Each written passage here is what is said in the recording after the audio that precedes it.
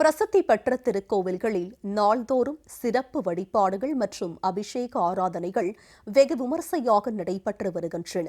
பக்தர்களை பரவசமடைய செய்துள்ள இந்த நிகழ்ச்சிகளை தொகுத்து வழங்குகிறோம்.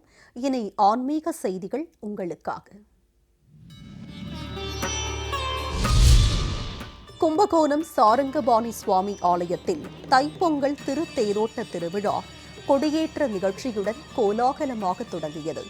ஸ்ரீதேவி பூதேவி தாயார்களுடன் சாரங்கபாணி சுவாமி கொடிமரம் அருகே எழுந்தருளி பக்தர்களுக்கு சேவை சாதித்தார்.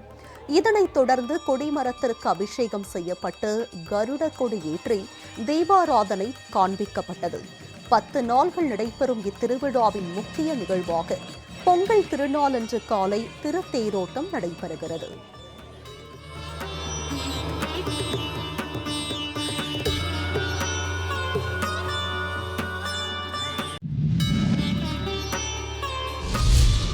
அரியலூர் புறவழிச்சாலையில் மிகவும் பிரசித்தி பெற்ற 5 முக விநாயகர் கோவிலில் சங்கடஹர சதுர்த்தியையொட்டி விநாயக பெருமானுக்கு பால், தயிர், பன்னீர் உள்ளிட்ட பல்வேறு திரவியங்களால் சிறப்பு அபிஷேகம் நடைபெற்றது.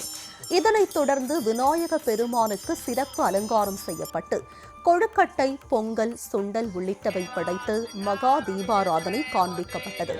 இதில் திரளான பக்தர்கள் கலந்து கொண்டு சுவாமி தரிசனம் செய்தனர்.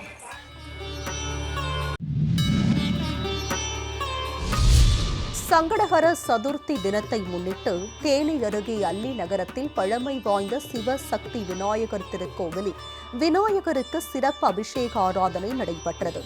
தொடர்ந்து சிறப்பு அலங்காரத்தில் காட்சி தந்த சிவசக்தி விநாயகருக்கு தூபம் காட்டப்பட்டு பஞ்ச கற்பூர ஆரத்தியுடன் தீபாராதனை காட்டப்பட்டது. இந்த சதுர்த்தி வழிபாட்டில் சுற்றுவட்டார பகுதி மக்கள் திரளாக கலந்து கொண்டு விநாயகரை வழிபட்டு மனமுருக வேண்டுதலை செய்தனர்.